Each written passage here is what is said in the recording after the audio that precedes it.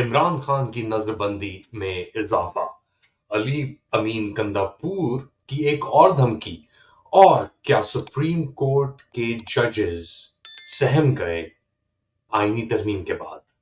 Late Ali show you के एक और एपिसोड में आप सबको खुशामदीद। Do like, subscribe and share this content. बात शुरू करते हैं बानी पीटीआई इमरान खान से, जिनकी नजरबंदी में इजाफा कर दिया गया है।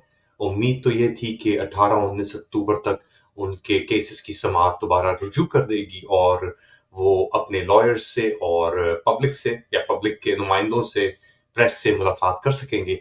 लेकिन अब मिलिट्री जुंता ने आईनी तरमीम की मंजूरी के बाद और सदर मुमलिकत आसिफ अली जरदारी के दस्तखत के बाद एक बार फिर इमरान खान को नजरबंद रखने के अंदर एक्सटेंशन करती है। ये क्यों हो रहा है? ये इसलिए हो रहा है क्योंकि अब जो मिलिट्री जुंता है वो अपने आप को इम्बोल्डेंड समझ रहा है कि जो आईनी तरमीम से काले कवानीन इनके हक में आए हैं, इसके बाद उनको ये लग रहा है कि वो इमरान खान को और सफोकेट और घोट सकते हैं।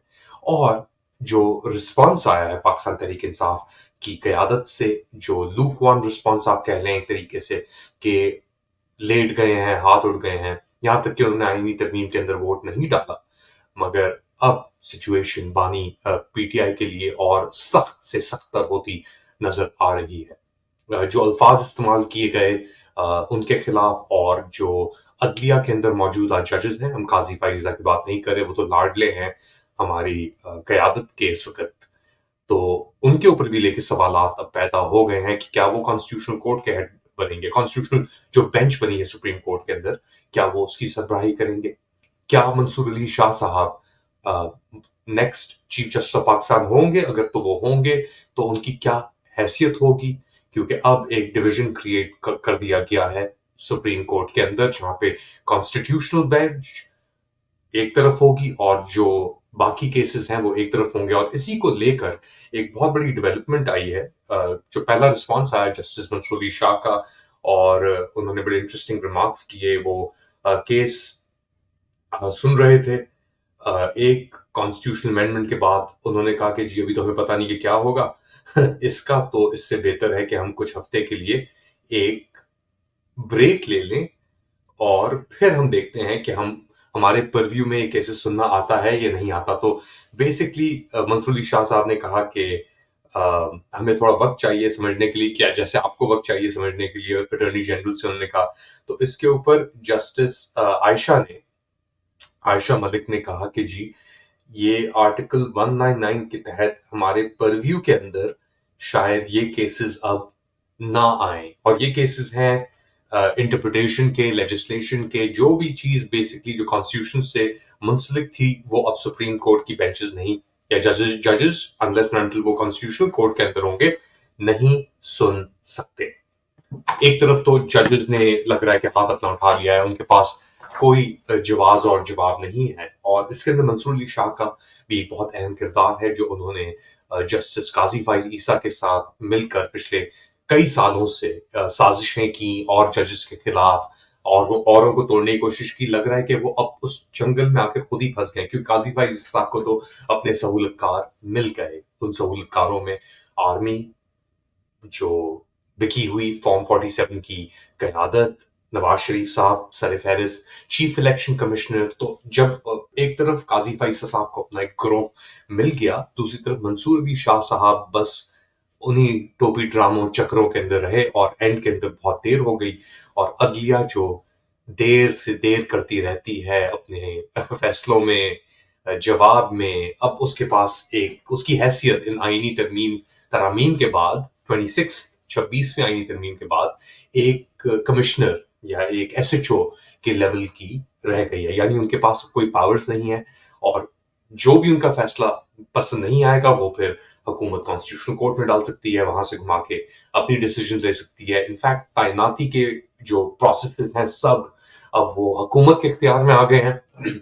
और आप जानते हैं कि किसी भी जुडिशल सिस्टम के अंदर अगर इस तरीके से मुदाखलत हो जाए किसी भी एग्जीक्यूटिव की, तो फिर इंसाफ का हाल वही होता है जो शहबाज शरीफ का हाल है आसिम मुनीर को लेकर। और अब तो अदलिया का हाल शहबाज शरीफ से भी بدتر ہو جائے گا کیونکہ وہ آ جائیں گے, ان کی اپوائنٹمنٹس اور ڈپلائمنٹس آ جائیں گی انڈر دی ایگزیکٹو. اب یہ بظاہر طور پہ تو ایک چیز لگتی ہے کہ یار ایگزیکٹو ڈیسائیڈ کر رہا ہے, کون اپوائنٹ کرتا ہے, امریکہ کی طرح. لیکن جس طرح اور لوگ بھی مینشن کر سکتے ہیں, امریکہ کے اندر فارم 47 کی گورنمنٹ نہیں ہوتی. وہاں پہ جو سسٹم ہے ان کا انتخابات کا وہ بہت مثبت ہے, اور وہ انشور کرتا ہے کہ اکاؤنٹیبلٹی ہر سطح پہ, ہر لیول پہ ہو, جو نہیں موجود. اچھا, ایک طرف تو یہ چیز آپ کی چل رہی ہے عدلیہ کے اندر.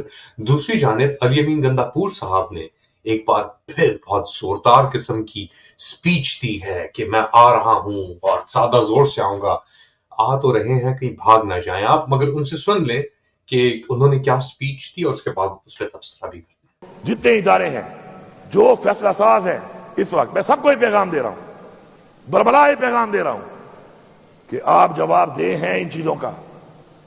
ایسا نہیں ہو سکتا کہ آپ اس ملک میں جو بھی کریں آپ سے کوئی پوچھنے والا نہیں ہوگا, اور ایسا بھی نہیں ہو سکتا کہ آپ یہ سمجھیں کہ آپ سے کوئی سوال نہیں کرے گا, اور ایسا بھی نہیں ہو سکتا کہ آپ ہر ایک کا منہ بند کر لیں گے. ایسا نہیں ہے. تو یہ تھے علی امین گندا پور صاحب, کہہ رہے تھے کہ میں آ رہا ہوں, 26ویں ترمیم, یہ وہ بکواسیات.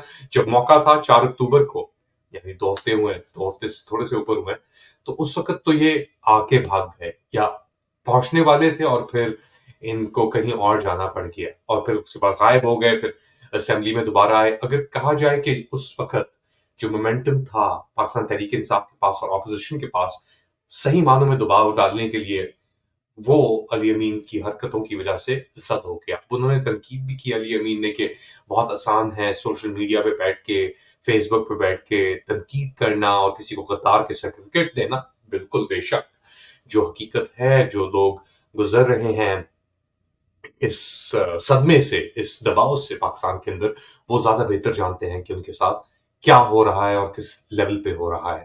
لیکن جو کچھ ہو چکا ہے عدلیہ نے کے ساتھ, قاضی فائزہ نے جو کیا, جو ریزرو سیٹس کے ایشو کو لے کر ایک بار پھر پی ٹی آئی کا موقف مسترد ہو گیا. قاضی فائزہ صاحب نے اپنی من مانی بینچ, 3 ممبر بینچ تشکیل کی, اور پھر ریزرو سیٹس بھی لے لیں. یہ بلے کا نشان تو پہلے انہوں نے لے لیا تھا. تو ان کی منافقت اور ان کا جو یہ اہم کردار رہا ہے اس پورے سیکوینس آف ایونٹس میں, اس پورے ڈرامے کے اندر, کہ پاکستان کی جوڈیشری کو نااہل کرنے میں, پاکستان کے الیکشنز کو برباد کرنے میں, عوام کے مینڈیٹ اور ان کی ذمہ داریوں کو برباد کرنے میں, اس سے کوئی ڈینائی نہیں کر سکتا. اب وہ جائیں گے کیا 25 تاریخ کو؟ کیا ان کو ایک اور اب ٹوپی وہ بھی گھما کے کانسٹیٹیوشنل کورٹ میں لے کے آیا جائے گا؟ یہ سب سوالات ہیں. کہا تو جا رہا ہے کہ چیف جسٹس منصور علی شاہ صاحب ہوں گے 26 تاریخ کو, مگر ان کے حوالے سے ابھی تک نوٹیفیکیشن جیسا آپ جانتے ہیں ایشو نہیں ہوئی, اور یہ آئینی ترمیم کے بعد اور مشکلات پیدا ہو گئی ہیں. اب یہ لانگ مارچ موومنٹس کی باتیں کر رہے ہیں علی امین بھی اور پی ٹی آئی کے لوگ بھی, بٹ ایک بار اپرچونٹی چلی جائے اور مومنٹم چلا جائے تو اس کو دوبارہ بلڈ کرنے کے لیے بہت ٹائم لگتا ہے. اور جب آپ کمپرومائز اس لیول تک ہو جائیں کہ آپ کی لیڈرشپ ہاتھ میں لا رہی ہے چوروں کے ساتھ, شہباز شریف اور بلاول بھٹو زرداری کے ساتھ, اور ان کے اپنے کردار کے اوپر بہت سوالات ہوں, تو پھر عمران خان صاحب کا کیا ہوگا, اس موومنٹ کا کیا ہوگا, ان سب چیزوں کا کیا ہوگا, ان کے اوپر بہت گہرے سوال آ کے کھڑے ہو گئے. آپ کیا سمجھتے ہیں؟ Let me know in the comment section. Do like, subscribe and share this content. اگلی بار تک اپنا خیال رکھیے گا.